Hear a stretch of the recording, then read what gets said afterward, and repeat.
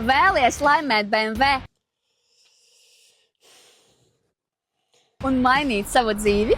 Nu, jūs, kad uzzināsiet, ko tieši jums ir iespēja laimēt, es pat atļaujos uzdāvināt šim BMW pilnu provinu audita atskaiti. Tā kā būs interesanti, jo ne katru dienu jums ir iespēja piedalīties tik kolorīts balvas izlozē. Pabeidz 2 klases 1 gada laikā. Tie, kur tiešām domā, ka šī ir iespēja kaut ko laimēt, es domāju, ka drīzāk pabeigs nevis 2 klases 1 gadā, bet 1 2 gados. Kā to vispār varēja nosaukt pa balvu? E60 tādu vēsturi kā viņam nevar laimēt. Viņu var tikai nelaimēt. Un vēl ņemot vērā manu pieredzi ar šiem modeļiem, vēl dabūs piemaksāt. Bet, ja tev tomēr interesē, vienkārši aizpildi pieteikumu. Jā, un uzreiz iekaries striķī. Tūlīt tās paši viss sapratīsiet. Kā parasti sākam ar vienkāršāko CSDD. Vienīgajā apskatē tikai neliela eļas noplūda, bišķiņ korozija. Tas normāli. Plus CSDD, paldies viņiem par to, parāda mums Nīderlandes noskrējienu. Te jau paliek bišķi interesantāk. Odometrā viņam šobrīd kaut kas ap 300 000, bet CSDD mums pie ārvalsts noskrējienu rāda, ka 270 ir bijis jau 17. gadā. 9 gados 30 000.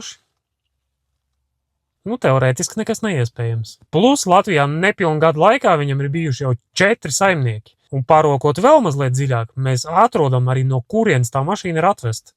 Pareizā atbilde – dāmas un kungi.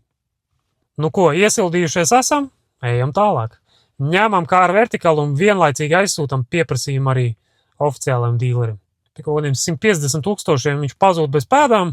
Tomēr kāra vertikāls mums parādīja 5 negadījumus Lietuvas periodā.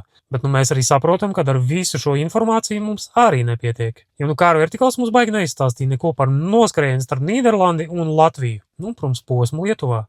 Kaut gan vertikāls arī. It kā lejš kantors, vajadzēja jau redzēt kaut ko vairāk.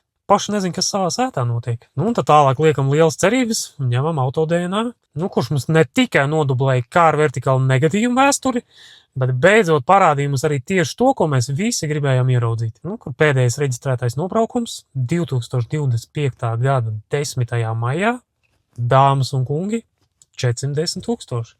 2 mēnešus vēlāk šis izlozes BMW Latvijā tika reģistrēts ar 296 000. Es domāju, te nav jābūt īpaši gudram, lai saprastu, kurš to izdarīja.